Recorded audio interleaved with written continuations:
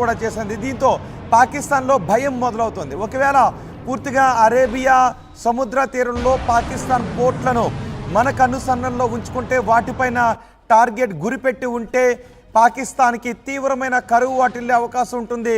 పాకిస్తాన్కి oil supply అంతా కూడా అక్కడ నుంచే జరుగుతుంది. కాబట్టి అటువైపు సరుకు రవాణా షిప్స్ పాకిస్తాన్ వైపు వచ్చే అవకాశం ఉండదు. అదే జరిగితే పాకిస్తాన్లో ఆయిల్ కొరత ఏర్పడే అవకాశం ఉంటుంది, సరుకు రవాణా ఆగిపోయే అవకాశం ఉంటుంది. తద్వారా పాకిస్తాన్లో వస్తువుల ధరలు విపరీతంగా పెరిగిపోయి పాకిస్తాన్ ప్రభుత్వంపై తీవ్రమైన ఒత్తిడి పెరిగే అవకాశం ఉంటుంది. ఇప్పటికే సింధు జలాలను ఆపేయడంతో పాకిస్తాన్పై ఒత్తిడి పెరుగుతుంది. ఇటు అరేబియా సముద్రంలో మనం చేస్తున్నటువంటి ఈ ఎక్సర్సైజెస్ ద్వారా అక్కడ పోర్ట్లన్నీ కూడా మన కనుసన్నల్లోనే ఉంటాయి. ఒకవేళ యుద్ధం ప్రారంభమైతే పాకిస్తాన్కి ఆయిల్ సప్లై ఆగిపోతుంది, సరుకు రవాణా ఆగిపోతుంది. దాంతో మొత్తం అక్కడ ధరలు పెరిగిపోయే అవకాశాలు ఉంటాయి. ఇప్పటికే మనం చేస్తున్న ఈ డ్రిల్ని చూసి పాకిస్తాన్ చైనా దగ్గరకు పరిగెడుతుంది, చైనాను సహాయం చేయమని అభ్యర్థిస్తుంది. సో ఏం జరిగినా సిద్ధంగా ఉన్నామని పూర్తి సన్నద్ధతను నావికాదళం ప్రకటించింది. ఇప్పటికే త్రివిధ దళాలన్నీ కూడా యుద్ధ సన్నాహాలు చేస్తూ ఉన్నాయి. పాకిస్తాన్ వైపు నుంచి ఏం జరిగినా, వాళ్ళు ఎటువంటి కవ్వింపు చర్యలకు పాల్పడినా వెంటనే తరిమి కొట్టడానికి మన త్రివిధ దళాలు కూడా సిద్ధంగా ఉన్నాయి.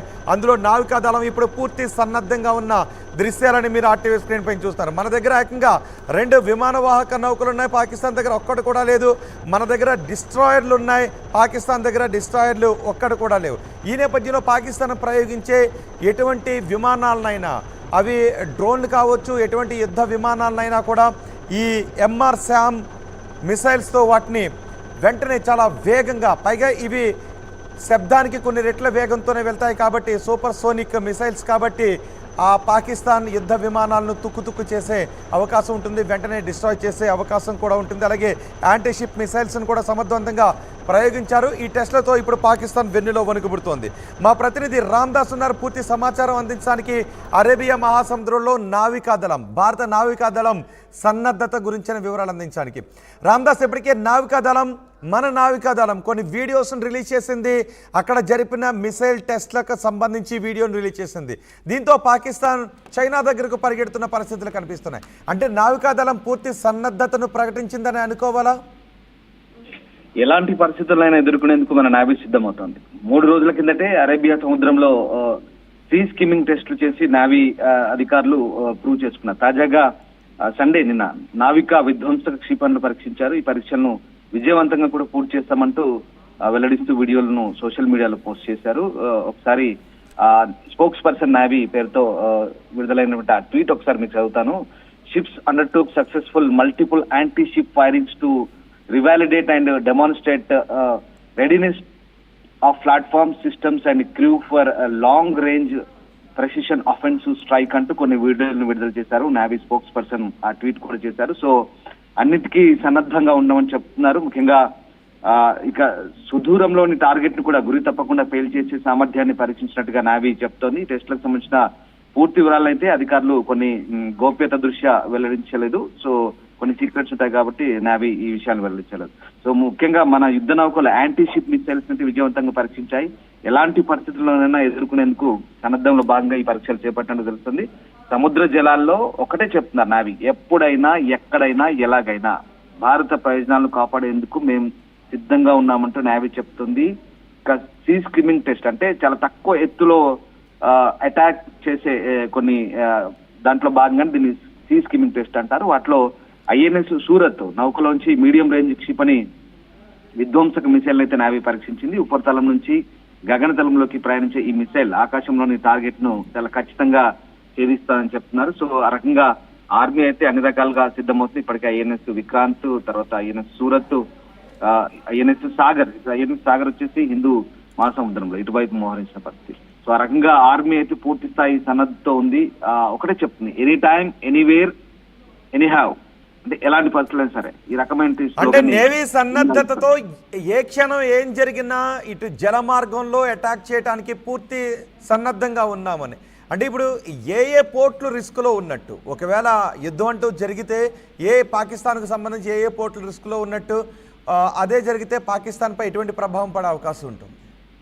ముఖ్యంగా ఈ అరేబియా సముద్ర తీరంలో ప్రధానంగా పాకిస్తాన్ కు అడ్డాలుగా చెప్పుకునేది కరాచీ ఒకటి, తర్వాత బలూచిస్తాన్ లో గదర్ పోర్ట్ ఒకటి. ఈ రెండు కూడా ఇండియన్ నేవీ టార్గెట్ గా చెప్పొచ్చు. ఎందుకంటే ఐఎన్ఎస్ విక్రాంత్ ఒక్కటి చాలు ఈ మొత్తం ఆ అరేబియా సముద్ర తీర ప్రాంతాన్ని కవర్ చేయడానికి, పాకిస్తాన్ వైపు మోహరించే నౌకల్ని కానీ, వాహక నౌకల్ని కానీ, లేదా అటాక్ చేసే నౌకల్ని కానీ ఎదుర్కోవడానికి అదొక్కటి చాలు. ఎందుకంటే ఈ రెండు పోర్ట్లు కూడా పాకిస్తాన్ కీలకం. మనకు అక్కడి నుంచే ఆ రెండు పోర్టుల నుంచి అటు వాణిజ్యం కూడా జరుగుతుంది. ఆ రెండు పోర్టుల నుంచే కూడా ఒకవేళ వాళ్ళు కనుక దాడి చేయాలనుకుంటే సముద్ర మార్గం గుండా ఆ రెండు పోర్టులే చాలా కీలకం, వ్యూహాత్మకం వాళ్ళకి అక్కడ. సో అక్కడి నుంచి దాదాపు 60% మార్కెట్ అని చెప్తున్నారు. అలాగే ఆయిల్ దిగుమతులు కూడా ఈ పోర్ట్ నుంచి అవుతాయి.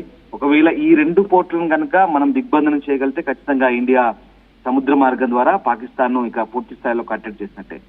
ఆ రకంగా నిజానికి అదే జరిగింది. అంటే బలూచిస్తాన్ వైపు ఉన్న పోర్ట్ నుంచి ఆపరేషన్స్ చేయటం ఇటు ఇండియాని ఎదుర్కోవటానికి చేయాలి, అటు బలూచిస్తాన్ నుంచి కూడా కొంత ప్రతిఘటన ఎదురయ్యే అవకాశం ఉంటుంది, అటు వాళ్ళ వైపు నుంచి కూడా యుద్ధాన్ని ప్రారంభించే అవకాశం ఉంటుంది. సో పాకిస్తాన్కి అది ముప్పేట దాడిగానే భావించాల్సి వస్తుందేమో, రైట్? ఇటు సింధు ప్రజలు కూడా వ్యతిరేకిస్తున్నారు. సింధు నుంచి కూడా పెద్ద సపోర్ట్ వచ్చే అవకాశం లేదు. అటు బలూచిస్తాన్ నుంచి పాకిస్తాన్ ఆర్మీపై వ్యతిరేకత వ్యక్తమవుతుంది. డెఫినెట్ గా. అంటే ఇప్పుడు ప్రస్తుతం గదార్ పోర్టు చైనా ఆధీనంలో ఉంది.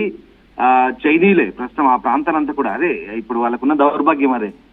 బలూచిస్తాన్ ప్రస్తుతం పాకిస్తాన్ లో ఒక పెద్ద ప్రావిన్స్ అది. బలూచిస్తాన్ ని వాళ్ళు ఏలుతున్నారు, వాళ్ళ హక్కులు హరిస్తున్నారు, వాళ్ళకు సరైన స్వేచ్ఛ లేకుండా వాళ్ళ ప్రాంతం మీద వాళ్ళు పెత్తనం చెలాయిస్తున్నారు. వాడు పెత్తనం చెలాయించే కాక తిరిగి పక్కోడికి కప్ప చెప్పాడు చైనా వాడు ఇప్పుడు ఆ గదర్ ప్రాంతంలో పూర్తిగా ఆ పోర్టు నిర్మించాడు. కొన్ని $1 బిలియన్ పెట్టి అక్కడ ఆ ప్రాంతాన్ని అంతా కూడా కనీసం స్థానిక బలూచి వాళ్ళని కూడా దగ్గర రానివని పరిస్థితి. సో ఇప్పుడు అది పూర్తిగా చైనా ఆధీనంలో ఉంది. ఒకవేళ అలా గనుక వాళ్ళు అటువైపు నుంచి చేయగలిగితే కాస్త ఇబ్బంది పాకిస్తాన్ కి. అలాగే ఈ పంజాబ్ ప్రావిన్స్, సింధు ప్రావిన్స్, ఈ రెండు ప్రావిన్స్ లో ఇక్కడ కూడా చాలా ఇబ్బందికర పరిస్థితులు ఉన్నాయి. ఎందుకంటే ఇప్పుడు చాలా మటుకు ఆ ప్రాంతాల్లో స్థానికంగా ప్రభుత్వం మీద వ్యతిరేకత ఉంది, ప్రజలకు విపరీతమైన కోపం కూడా ఉంది. సో మన టార్గెట్ కూడా అదే. ఐఎన్ఎస్ విక్రాంత్ కూడా ఫోకస్ కూడా ఆ ప్రావిన్స్ ల పైన టార్గెట్ చేస్తుంది. సో ఎక్కువగా ఆ పంజాబ్ ప్రావిన్స్ లో ఎక్కువగా పాకిస్తాన్ ఆర్మీ కూడా ఉంది. ఆ ప్రాంతంలోనే ఎక్కువగా వాళ్ళు డిప్లాయ్ చేస్తున్న పరిస్థితి. సో ఆ రకంగా మనం టార్గెట్ చేయాలనుకుంటే కనుక మన నేవీ టార్గెట్ చేస్తే కనుక ముఖ్యంగా ఐఎన్ఎస్ విక్రాంత్ నుంచి మనం మిసైల్స్ కనుక గురి పెడితే ఎక్కువ పెడితే చాలా ప్రాంతాలు డ్యామేజ్ అయ్యే పరిస్థితి ఉంది, ముఖ్యంగా తూర్పు పాకిస్తాన్ వైపు నుంచి. ఆ రకంగా ఇబ్బందికర పరిస్థితి ఉంటాయి. అరేబియా సముద్రాన్ని అనుకున్నటువంటి పాకిస్తాన్ ప్రాంతానికి అయితే ఇది నిజంగా చాలా ఇబ్బందికరమైన పరిస్థితి. సో ఏదేమైనా మన నేవీ అయితే నిజంగా సిద్ధంగా ఉంది. కఠినమైన ఆంక్షలకైతే మన భారత్ సిద్ధమైన వేళ ఇక నేవీ కూడా చర్యలను చాలా సిద్ధం చేస్తున్న పరిస్థితి. ముఖ్యంగా ఇటు భారత ఆర్మీని రెచ్చగొట్టే ప్రయత్నంలో అటు నియంత్రణ రేఖ వెంబడి పాకిస్తాన్ పదే కాల్పుల విరమణ ఉల్లంఘనకు పాల్పడి కాల్పులు జరుపుతూనే ఉంది. ఆ రకంగా భారత్ అయితే ఎప్పటికప్పుడు సమర్థవంతంగా తిప్పికొడుతూ ఒక కన్నేసి అయితే ఉంచింది. ఈ క్రమంలోనే ఇంకా ఏమైనా హద్దు మీరితే కనుక గట్టిగానే బదులు ఇవ్వడానికి సిద్ధమవుతుంది. దీంట్లో భాగంగానే ఇప్పుడు మన యుద్ధ నౌకలు అరేబియన్ సీలో సైనిక విన్యాసాలు అయితే చేస్తున్నాయి. ఏ క్షణంలోనైనా పాకిస్తాన్ నుంచి ముప్పు పొంచి ఉందన్న క్రమంలో అయితే నేవీ రెడీగా ఉంది. లాంగ్ రేంజ్ అంటే ఖచ్చితమైనటువంటి దాడులకు భారత్ సిద్ధంగా ఉన్నట్టు నేవీ స్పష్టం చేస్తుంది. ముఖ్యంగా మన ప్రయోజనాలు కాపాడడానికి అయితే ఎట్టి పరిస్థితుల్లో రెడీగా ఉన్నామంటూ పాకిస్తాన్ కు ఇటు హెచ్చరికలు కూడా పంపుతుంది. సో అదే చెప్తున్నారు, ఎనీ టైం ఎనీవేర్ ఎనీహౌ అంటూ నేవీ తన ఎక్స్ ఖాతాలో ఒక మెసేజ్ అయితే పెడుతుంది. దీంతో పాకిస్తాన్ కు దడపడుతుంది. ముఖ్యంగా కేంద్ర ప్రభుత్వం ఇప్పుడు చాలా సీరియస్ గా వ్యవహరిస్తుంది. అందుకు తగ్గట్టుగా పాకిస్తాన్ కూడా స్ట్రాంగ్ మెసేజ్లు పంపుతుంది. ఈ క్రమంలోనే మరి ఇటు త్రివిధ దళాధిపతులకు కూడా ఎప్పటికప్పుడు ఇటు భారత రక్షణ మంత్రి కూడా పూర్తిగా ఆయనకి చెప్తున్న నేపథ్యంలో దాడులకు సిద్ధం కాండి అని చెప్తున్న నేపథ్యంలో ఖచ్చితంగా ఇటు నేవీ, ఆర్మీ, ఇటు ఇండియన్ ఎయిర్ ఫోర్స్ ఈ మూడు కూడా సన్నద్ధమవుతున్నాయి. నేవీ అయితే అన్ని రకాలుగా ఇప్పుడు మెసేజ్ కూడా పెట్టింది. కొన్ని వీడియోలు కూడా మనం చూస్తున్నాం. స్పోక్స్ పర్సన్ నేవీ పేరుతో రిలీజ్ అయిన ఎక్స్ ఖాతాలో ఎట్లాంటి డ్రిల్స్ చేస్తున్నారు, ఎట్లాంటి సన్నాహాలకు రెడీ అవుతున్నారో అన్ని కళ్ళ కట్టినట్టుగా మనం కనబడుతుంది. సో ఇవి చూస్తే కనుక పాకిస్తాన్ వాళ్ళకి దడ పుడుతుంది. ఖాళీ ఈ వీడియోలు చూస్తేనే చాలు ఎట్లాంటి మనం సామర్థ్యంతో ఉన్నామనేది సరిపోతుంది. ఇంకా పూర్తిగా ప్రత్యక్షంగా రంగంలోకి దిగి చెప్పాల్సినంత అవసరం లేదనుకుంటా బహుశా. సో ఆ రకంగా అరేబియా సముద్రంపై పూర్తి పట్టయితే మనదే. రైట్ రామ్దాస్, భారత నావికా దళం ఎలాంటి పరిస్థితినైనా ఎదుర్కోవటానికి పూర్తి సన్నద్ధతను ప్రకటించింది. ఇటు భారత త్రివిధ దళాలు కూడా పాకిస్తాన్పై యుద్ధం మొదలైతే పాకిస్తాన్ తరిమి కొట్టడానికి త్రివిధ దళాలు కూడా సిద్ధంగా ఉన్నాయి. అందులో అరేబియా సముద్రంలో నావికా దళం ఎంత సన్నద్ధంగా ఉందో నావికాదళం చేసిన ట్వీట్ని మీరు ఆర్టీవీ స్క్రీన్ పైన చూడొచ్చు. యాంటీషిప్ మిసైల్స్ను ప్రయోగించారు.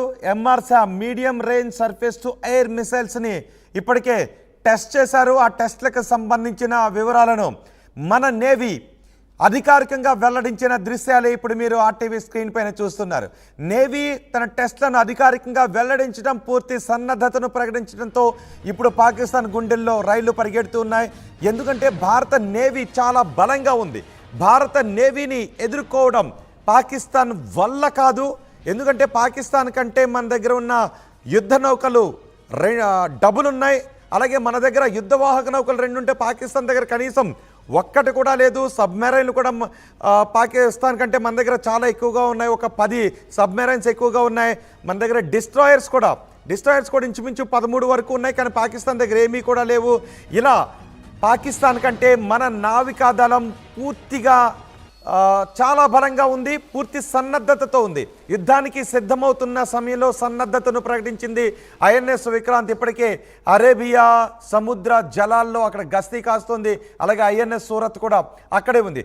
ఒకవేళ ఏదైనా యుద్ధం చేయాల్సి వచ్చింది అంటే పాకిస్తాన్ పోర్ట్లన్నీ కూడా మన ఇండియన్ నేవీ కనుసన్నల్లోనే ఉంటాయి. ఇండియన్ నేవీ టార్గెట్లోనే ఉంటాయి. పాకిస్తాన్ సముద్ర తీర ప్రాంతంలో ఉన్న పోర్ట్ల నుంచే సరుకు రవాణా, ఆయిల్ ఇవన్నీ కూడా జరగాల్సి ఉంటుంది. అంటే వాళ్ళకి యుద్ధానికి సన్నద్ధం కావటానికి కూడా అవకాశం లేదు. ఇలా ఇప్పుడు నేవీ సన్నద్ధతను చూస్తూ ఉంటేనే పాకిస్తాన్ వెన్నులో వణుకు పుట్టి చైనా దగ్గరకు పరిగెడుతూ ఉంది, ప్రపంచ దేశాల దగ్గరకు పరిగెడుతూ ఉంది. ఒక వేదిక పైన విచారణ జరిపించండి, మా తప్పేమీ లేదు అంటూ పాకిస్తాన్ ఏడుపు మొదలు పెడుతుంది, మొసల కన్నీరు కారుస్తుంది. కానీ భారత్ సన్నద్ధత ఏ విధంగా ఉందో మన ఆర్టీవీ స్క్రీన్ పైన చూడొచ్చు. అధికారికంగా ప్రకటించింది భారత నేవీ, మేము పూర్తి సిద్ధంగా ఉన్నాము అని అధికారికంగా ప్రకటించడంతో ఇప్పుడు పాకిస్తాన్ గుండెల్లో రైళ్లు పరిగెడుతున్నాయి.